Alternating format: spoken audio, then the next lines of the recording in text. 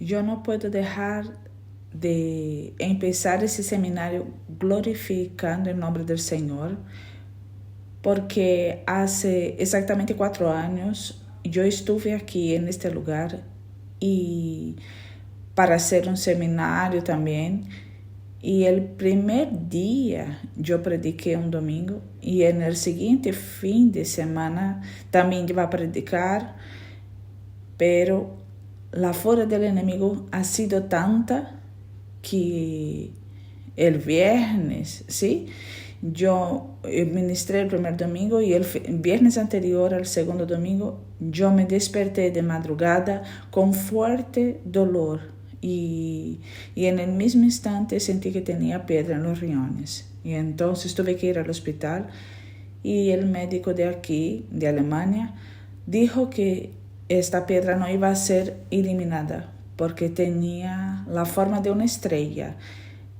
Y entonces me debilité mucho debido a los medicamentos que eran muy fuertes y tuve que ser intervenida y no pude terminar el seminario como el Señor había puesto en mi corazón. Y entonces yo pensé, Dios mío, este matrimonio no querrá jamás invitarme a su iglesia otra vez. Imagínate recibir una pastora de Brasil en su casa y al llegar pasa esto, pero el Señor tiene sus planes y en estos 4 años el Señor me ha preparado y me hizo una grande guerrera. Este lugar no es para cualquiera. Yo no estoy menospreciando a nadie, pero para estar ministrando en este lugar necesitamos armas específicas, porque este lugar, infelizmente, es un lugar donde la atmósfera espiritual es muy pesada a causa de todos los acontecimientos, ¿no? De todas las cosas que ocurrieron aquí, ¿sí? Entonces, el Señor, después de 4 años, preparó todo para que estuviera aquí. La palabra de Dios dice que la gloria postrera será mayor que la primera. Yo creo, ¿sí? Que Él nos daría paz. Yo creo que será algo sobrenatural lo que el Señor hará en este lugar. Entonces yo quiero engrandecer su nombre. Y yo quiero empezar aclarando qué es el proceso de sanidad y liberación. Porque personas de todo el mundo, cristianos de todo el mundo, cuestionan por qué nosotros que ya hemos aceptado a Jesús como nuestro único Señor y Salvador de nuestras vidas, necesitamos pasar por sanidad y liberación. Y la pregunta y la duda siempre es la misma. Pero Jesús ya no hizo todo por nosotros cuando murió en la cruz. Y mi respuesta es sí. Él ha conquistado todo por nosotros en la cruz del Calvario. Él murió por nuestros pecados, por nuestras transgresiones, por nuestras iniquidades. Sin embargo, lo que la gente no sabe explicar es que Él perdonó nuestros pecados, pero no ha removido la culpa del pecado, que es algo diferente. El pecado tiene consecuencias y es por eso que nosotros necesitamos apropiarnos de la obra de la cruz, porque la cruz no es automática. Necesitamos ir a ella para conquistar no solo la salvación, pero para los que quieren también la vida abundante. ¿De acuerdo? Existe una diferencia entre salvación y vida abundante. ¿Y cuál es el concepto de vida abundante? Es que tengamos más que lo suficiente en todas las áreas de nuestras vidas. Entonces, personas enfermas dentro de la iglesia no es vida abundante. Padres con problemas con sus hijos en la iglesia, no es vida abundante. Escasez, sea financiera o de cualquier otra naturaleza, no es vida abundante. Amén. Yo estoy aquí justo para poder hablar sobre sanidad y liberación. El ladrón de la cruz, en los últimos minutos antes de ser crucificado, él se arrepintió. Reconoció que Jesús era Dios, que Jesús era santo, que Jesús no tenía pecados y que no era para que Jesús estuviera en este lugar. La cruz no era el lugar de él. Él lo reconoció y el Señor, conociendo su corazón, le dijo: hoy estarás conmigo en el paraíso. Mas él murió condenado. Él no tuvo vida abundante. Entonces, para nosotros, que aún tenemos mucha vida por delante, en el nombre de Jesús, si deseas, además de la salvación, una vida abundante, esta palabra es para usted. Infelizmente, las iglesias de hoy están muy contaminadas. Yo puedo decirlo con la teología de la supergracia, donde predican que Jesús es suficiente, ¿sí? Jesús todo lo perdona. La persona peca, pero Jesús perdona todo. Infelizmente, esta teología de la supergracia está llevando a muchos al infierno, porque la verdad, el pecado de un cristiano, de un creyente, de una persona que conoce la palabra del Señor, debe ser un accidente. No puede ser algo recurrente. Amén. Y hoy quiero hablar sobre la contaminación en la sangre, en el ADN y en la genética. ¿De acuerdo? Para eso quiero leer Juan 10:10 que dice: el ladrón no viene sino para hurtar y matar y destruir. Yo he venido para que tengas vida y para que la tengan en abundancia. Esta palabra resume muy bien esa cuestión de la vida abundante. ¿Por qué? ¿Qué hace el enemigo cuando encuentra una brecha de pecado en la vida del hombre o de la mujer? ¿Qué hace? Él entra a través de esta puerta para matar, robar y destruir. ¿De acuerdo? Pero el Señor vino precisamente para eso, para instruir y capacitarnos a cerrar estas brechas, porque cerrando estas brechas ya Él no puede entrar. Y entonces el Señor puede trabajar libremente, tener libre acceso a nuestras vidas y cumplir este plan maravilloso de darnos vida y vida en abundancia.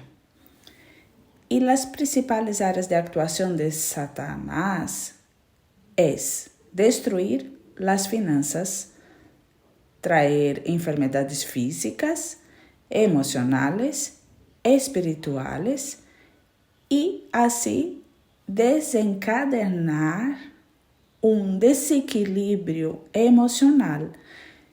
Y entonces empiezan los conflictos en la familia, conflicto entre esposa, marido, esposa, entre hijos, y él crea un desorden y compromete todas las áreas de la vida de una persona. Y la estrategia del enemigo es primeramente matar a la persona espiritualmente. Porque cuando Él nos mata espiritualmente, uno se queda sin fuerzas y se vuelve una presa fácil para que entonces Él pueda matar físicamente. ¿De acuerdo? Y como el ADN o la genética es contaminada? En primer lugar, a través de la iniquidad. Segundo, a través del sexo ilícito y perverso. Tercero, a través de la dependencia química. Cuarto, a través de una mala alimentación. Yo voy a desglosar, voy a detallar cada ente para que podáis entender cómo él entra en la sangre de las personas para contaminarlas. Amén. Bueno, cuando se trata de iniquidad, es imposible hablar de iniquidad sin hablar de sangre y de ADN, ¿de acuerdo? Porque son cosas que están muy conectadas. ¿Qué es el ADN? El ADN carga todas nuestras informaciones. Todas las informaciones de una persona están presentes en el ADN, ¿de acuerdo? Sea característica física, personalidad, todo está registrado en el ADN. Y el ADN está presente en la sangre, ¿de acuerdo? ¿Y qué dice la Biblia respecto a la sangre? En Levítico 17:11 dice así: porque la vida de la carne en la sangre está, y yo os la he dado para hacer expiación sobre el altar por vuestras almas, y la misma sangre hará expiación de la persona. Entonces, concluimos que la sangre es vida, ¿de acuerdo? Y la sangre es viva. La persona que tiene un accidente y pierde mucha sangre, a veces que no hay tiempo para llegar al hospital y hacer una transfusión de sangre, termina por morir a causa de la sangre que perdió. Por lo tanto, la sangre es vida. La sangre es viva y como Satanás viene para matar, robar y destruir, él quiere usar esta estrategia para contaminar las personas porque así puede actuar con más facilidad cuando la sangre está contaminada. Porque cuando contamina la sangre, contamina también el ADN y la genética. Amén. Entonces, la sangre es producida en la médula ósea de los huesos planos. ¿Y cuáles son esos huesos? Vértebras, costillas, huesos craneales de las caderas y el hueso esternón. Dentro de esos huesos es producida la sangre, ¿ok? Guarda estas informaciones porque más adelante cerraremos el rompecabezas y comprenderás mejor todo esto. Vamos a leer Génesis 4, 10 a 11, que dice así. Y él le dijo: ¿qué has hecho? La voz de la sangre de tu hermano clama a mí desde la tierra. Ahora pues, maldito seas tú de la tierra que abrió su boca para recibir de tu mano la sangre de tu hermano. Yo quiero leer el mismo texto en la traducción en lenguaje actual que dice así. Entonces Dios le dijo: ¿por qué has matado a tu hermano? Desde la tierra la sangre de tu hermano pide venganza. Esto no puede dejarse sin castigo.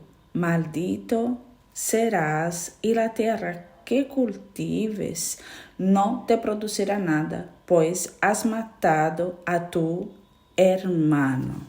Entonces vamos a entender este contexto porque este dice mucho respecto a esta tierra. No solo respecto a esta tierra, pero especialmente todo este contexto que os acabo de relatar. Entonces, todas las veces que acontece un derramamiento de sangre inocente a través de abortos, a través de asesinatos, de suicidios, de violencias, mutilaciones, suicidios, aquella sangre mancha la tierra y se queda clamando por venganza. ¿Vale? Entonces, aquí en esta tierra hubieron millones y millones de muertes.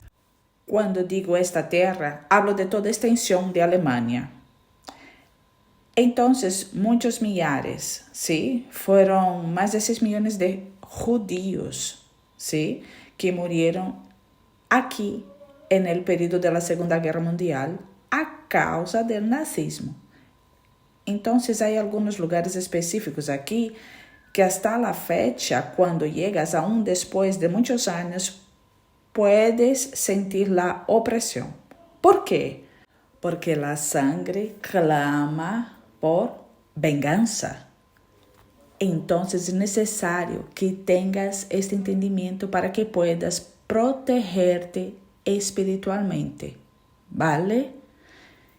Y el derramamiento de sangre a través del sexo ilícito y perverso también clama por venganza.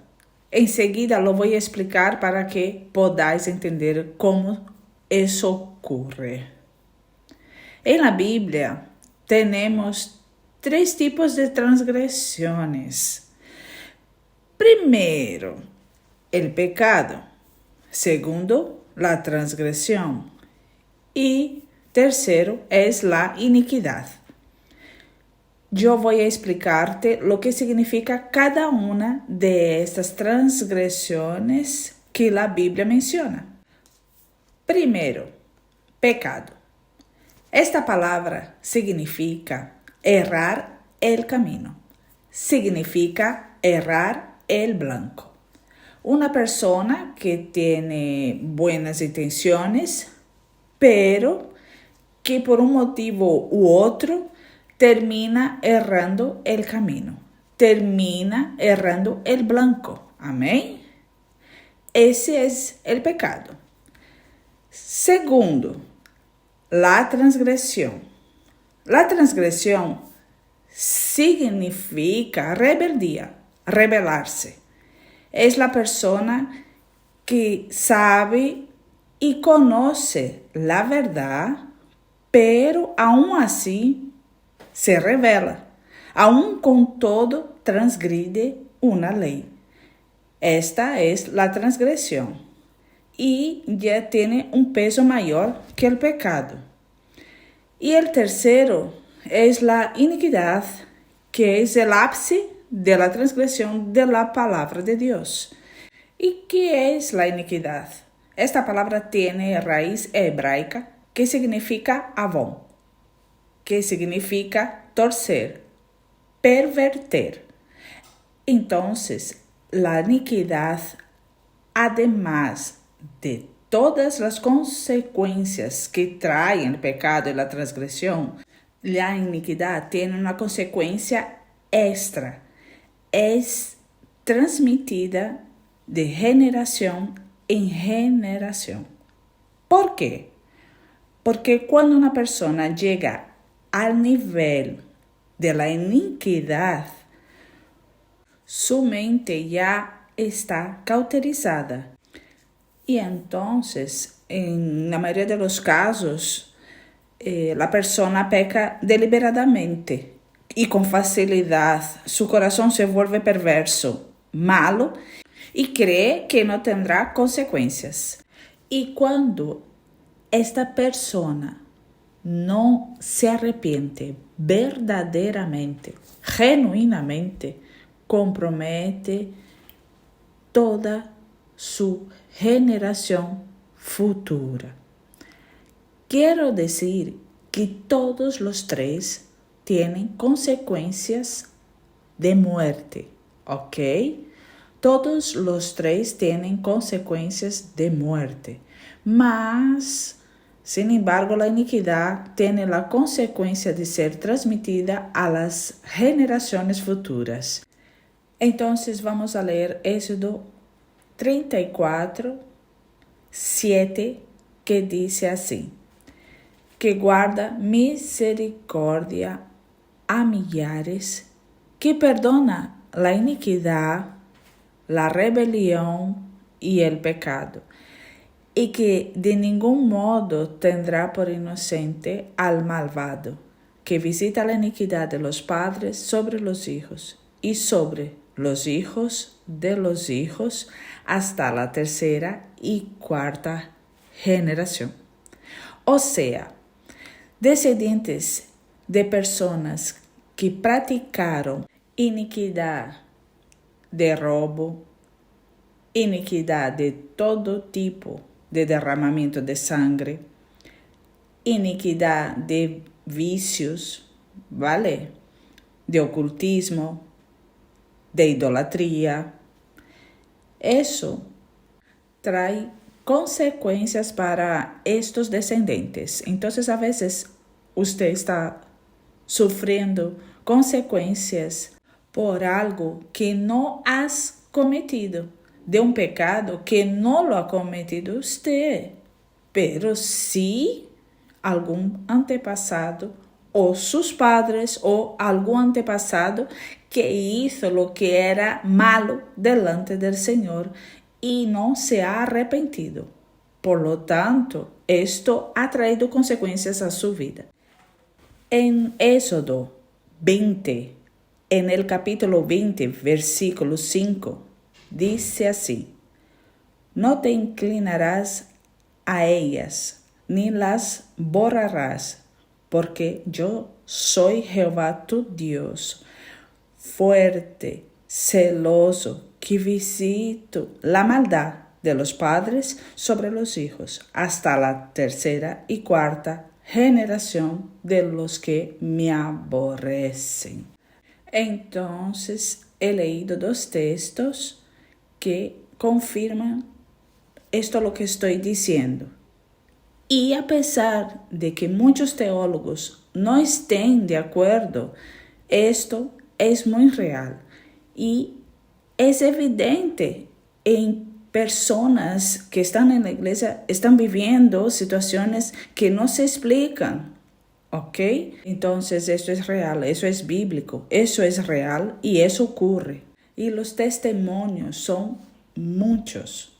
Cuando las personas toman conocimiento, tienen este entendimiento y hacen la renuncia, y nosotros lo haremos aún hoy, haremos renuncias aún hoy al final del seminario, y ellas cuentan muchos testimonios de milagros en sus vidas. ¿Y dónde ha iniciado la iniquidad? Muchos predican que la iniquidad inició en el Edén, pero la iniquidad inició antes del Edén. La iniquidad inició en el cielo, ¿ok? Para eso voy a leer Ezequiel, capítulo 28, del 15 al 18, que dice así: perfecto eras en todos tus caminos, desde el día que fuiste creado, hasta que se halló en ti maldad. A causa de la multitud de tus contrataciones, fuiste lleno de iniquidad y pecaste, por lo que yo te eché del monte de Dios y te arrojé de entre las piedras de fuego, oh querubín protector. Se enalteció tu corazón a causa de tu hermosura. Corrompiste tu sabiduría a causa de tu esplendor. Yo te arrojaré por tierra delante de los reyes. Te pondré para que miren en ti. Con la multitud de tus maldades y con la iniquidad de tus contrataciones profanaste tu santuario. Yo, el cual te consumió y te puse en ceniza sobre la tierra, a los ojos de todos los que te miran. Entonces, este texto de Ezequiel es el texto que nos relata. Después hay otro texto en Isaías, pero yo veo este texto más completo. Él relata la caída de Lucifer, que se transformó en Satanás. ¿Vale? Entonces, él fue criado para ser perfecto. Él era un querubín de la guardia de Dios. Pero en un determinado momento, él se ha dejado corromper. Se dejó corromper. Y entonces, en el texto, en el versículo 15, la palabra dice que se halló en él iniquidad. O sea, la palabra iniquidad está en el singular. Entonces, yo imagino que el Señor, debido a su carácter, le dio oportunidad de arrepentirse. Pero en el versículo 18, la Biblia relata: por la multitud de tus iniquidades. Él no se ha arrepentido. Su corazón siguió siendo perverso y las iniquidades fueron multiplicadas.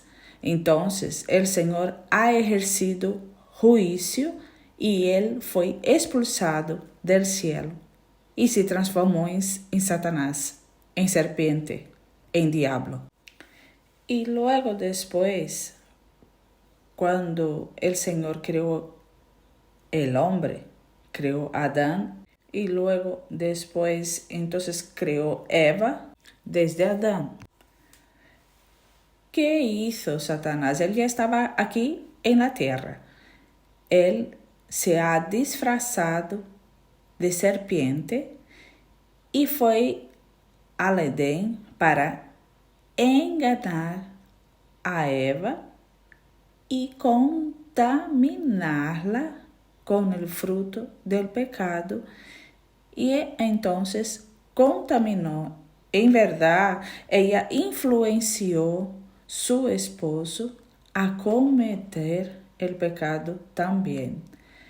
Entonces, mujeres, cuidado, porque las mujeres tienen un gran poder de persuasión ante su marido. Entonces, cuidado, ¿ok? El Señor te ha llamado a ser una mujer virtuosa. Amén. Y también el Señor también esperó para que ellos se arrepintieran. Pero prueba de ello es que cuando el Señor ha ido a visitarlos, el Señor ya sabía todo lo que había pasado. Pero Él les ha preguntado, pues Él quería saber de sus bocas. Eso es una llave para nosotros. El Señor conoce todas las cosas. El Señor conoce nuestro corazón. Él sabe lo que nos hace falta.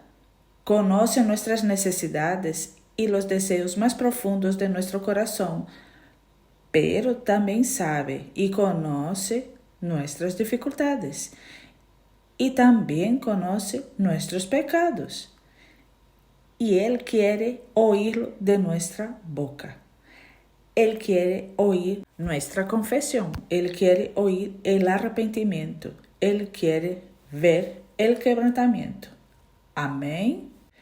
Entonces, cuando él estaba ahí en el Edén con ellos y le preguntó qué había pasado. Primero le preguntó a Adán, pues este era el sacerdote. ¿Y cuál fue la respuesta? La mujer que me has dado me dio fruto y lo comí. ¿Sí? Y entonces el Señor le miró a Eva y le preguntó qué había pasado. Y ella le dijo, la serpiente me engañó. Y esto es algo que continúa, que sigue pasando hasta la fecha. Muchas veces el Señor nos pregunta, usando algún hombre de Dios, alguna mujer de Dios, el Señor nos pregunta, el Señor sigue usando hombres y mujeres de Dios hasta hoy para confrontarnos. ¿Y cuál es la respuesta que le das cuando eso ocurre? ¿Estás depositando la responsabilidad de tus errores en los demás? ¿O estás culpando a otros? ¿O culpas a Dios? Entonces, esto es una llave espiritual para hacerte pensar. Después de la caída del hombre, Adán y Eva han engendrado 2 hijos, Caín y Abel.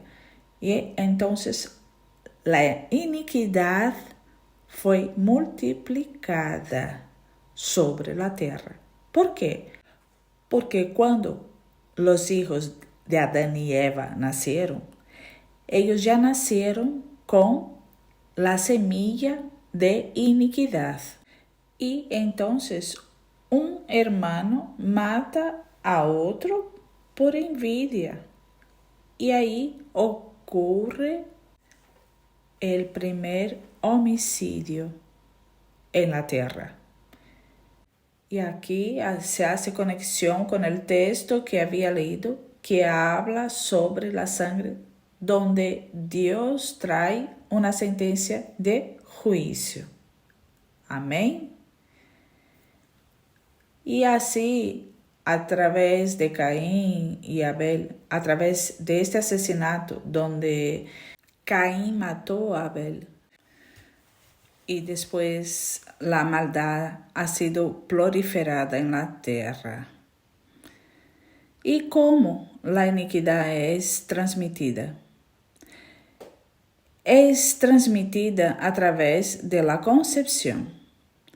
Es por eso que a veces niños, incluso bebés, que aún no entienden, a veces según el temperamento, es un niño que hace rabieta, es un niño que a veces muerde, que tira del pelo, ¿sí? Es un niño que aún no entiende y muchos de nosotros no entendemos por qué un niño tiene este comportamiento.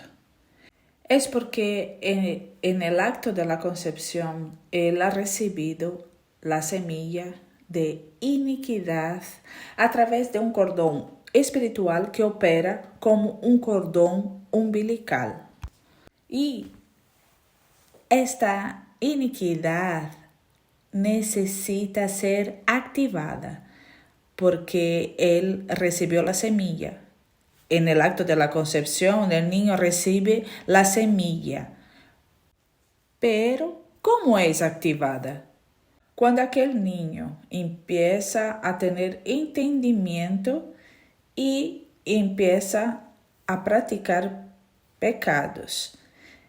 Entonces, a través de la práctica de sus propios pecados, la persona activa las iniquidades de sus padres y antepasados sobre su vida. Y entonces, ¿qué ocurre? La persona empieza a practicar los mismos pecados, transgresiones e iniquidades de sus padres y sus antepasados. Y a veces La persona ni conoce, por ejemplo, a su bisabuelo y empieza a hacer las mismas cosas y a veces cosas peores. Hay muchas historias reales que testifican esto. El niño nace, se vuelve adulto, empieza a hacer cosas y de repente llega un anciano, una persona mayor que conoce a la familia y dice: tú estás haciendo las mismas cosas que tu abuelo y bisabuelo hicieron. Y esta persona a veces ni la conoció porque cuando este nació el otro había muerto, pero está ahí, está presente en la sangre.